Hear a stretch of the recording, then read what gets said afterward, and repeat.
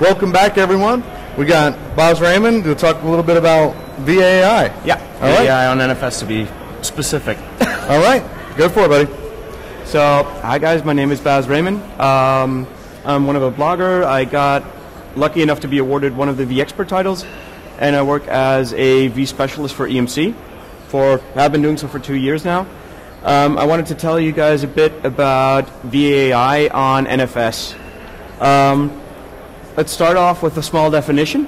It's a long piece of text, so I won't quote it entirely, but I made some bit.ly links just to make it easier to navigate towards. Also tried to make the titles and the bit.ly links a bit more easier to understand. Basically, what we do with VAAI is we offload functions towards the storage system, storage functions, to actually free up time on the ESX server. Basically, we want the ESX server to do what it's meant to do, virtualize, and not be busy with actually doing storage tasks. Storage system will know what ones and zeros look like, so we offload things. How do we do that? Well, in an ideal world, you would see someone else do the heavy lifting for you. If I offload stuff to my storage system, stuff should be faster. I don't have to run all the way with it. Data doesn't travel across the network. It doesn't go to my server, then back again, and I have control packets going back and forth. I have no drawbacks. I don't need to think about my design. I just implement it, go, and I'm done with it. It just works.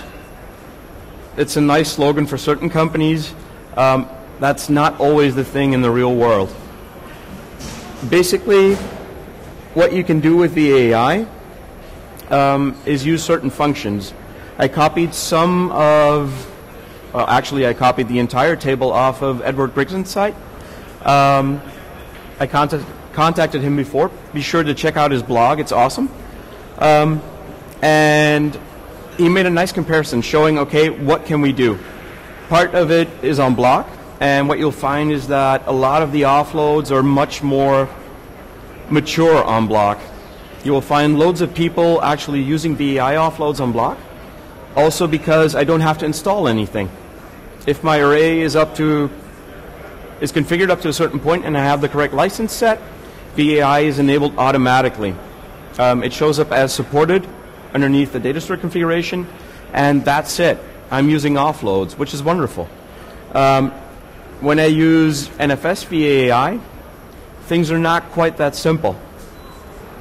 I need to install a driver into my ESX system because all of the block things happen via SCSI standards. So basically, I send a small command to the array. The array replies back, and I know, okay, VAAI is supported.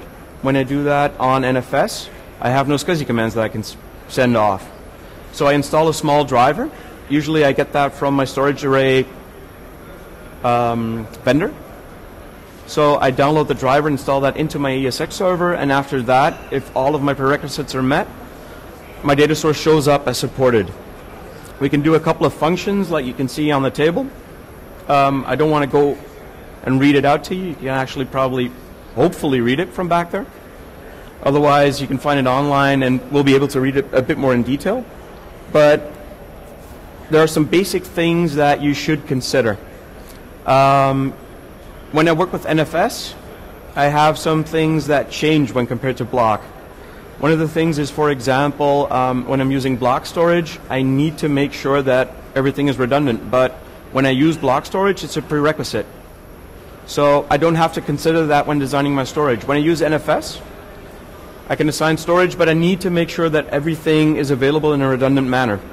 Multipathing, which I have under block storage devices, is something that is not available in the same form on NFS storage. I need to make sure as an admin that redundancy is available to me. Simple things like sizing data stores. Certain storage vendors have different limitations than other storage vendors. I know that, for example, on certain EMC storage arrays, the maximum file system you can carve out is 16 terabytes. Other vendors will have other limits. And some people will say, okay, cool, I'm going to create a huge data store. and just put everything in there. The biggest problem I can see there is, for example, queuing. I only have one data store, I only have one queue set. When I work against that, I can run into problems. If I have only one lane, and there's a truck driving in front of me, I can only drive at the speed of that truck. If I have multiple lanes, usually I can overtake it on a different lane and get more speed out of the data stores that I'm actually seeing. So it's a design consideration. Do I want ease of administration from a storage side? Do I want performance? Try to balance it out. Mount options. ESXi always works with uncached mounts. Nonetheless, I can also set mount options on the actual shares for my storage system. Make sure that you set the appropriate setting. I know from our own storage systems that if I use certain plugins, the uncached option is automatically set. If I don't use the plugin, I need to manually set it. The same goes for other storage vendors. I don't want to make this a commercial about EMC, but check to see that your storage system is set up the way it's supposed to be. Some common mistakes that I can make. I mentioned one before. Why is hardware acceleration not shown as supported? Probably because you didn't install the driver. With Block, it's a lot easier. When I'm actually using NFS, I need to install the driver. Otherwise, it's not going to show up as supported. Check the prerequisites. Make sure that you have the correct operating system levels for your storage system. If it's not working, my offload is not working, always check the prerequisite document on the VMware site. There are certain things that you need to make sure are in place if you want to use the offloads. I was in a customer site a while back. We were checking VAAI, looking at performance, and one of the things that we saw is the offload is not working. People thought they had consolidated their snapshot chain. They didn't do that, and they saw everything spanning in the network. We're wondering why. We checked, we saw that, we consolidated, and VAAI was working again. If you set up certain routines, try to deploy stuff, make sure that you consolidate it back again so you can use those offloads. Physical filer heads. VAAI offloads usually work on the storage processor or on the filer head, which has its own processor in most cases. When I span different processors, how is the other processor aware of which data is in place? Can I actually use the offloads? Depending on storage vendors, in some cases you can use it. If you have, for example, NetApp with their new cluster mode, you can actually use VAAI between physical heads. Other storage vendors might not be able to do that. You can work around that up to a certain extent. You could use virtual filers to actually migrate workloads. You might still want to consider what physical head is actually behind that. Be aware of limits. You can only clone so many things at the same time. Normally, with previous versions of vSphere, it was 8 clone operations that you could do at the same time. That will max out your speed. So do I actually run multiple vCenters to spread out my load? If I have vCloud Director, for example, I could do that. I can scale up my number of parallel jobs. Keep that in mind when designing something. Also, if you're looking at it, make sure that you include the 5-second update timer that you have for jobs. Also, how you measure your data. Do I do that just by looking at the job completion and job start time? Or do I actually look at, for example, the vSCSI stats to see what my workload depth and spread was and try to combine it that way? Do I measure CPU offloads? Do I look at network offloads and see nothing's traversing it anymore, except some control packets? Take that into consideration when you're looking at your design. Fast clones, read writable snapshots, wonderful. Great solution, but basically you need to see if this fits. If you are using multiple full clones, fast clones won't help you. If you're using View, vCloud Director, you can enable fast clones. But if you want to do snap from snap from snap from snap, make sure you check with your storage provider and see what the chain length is.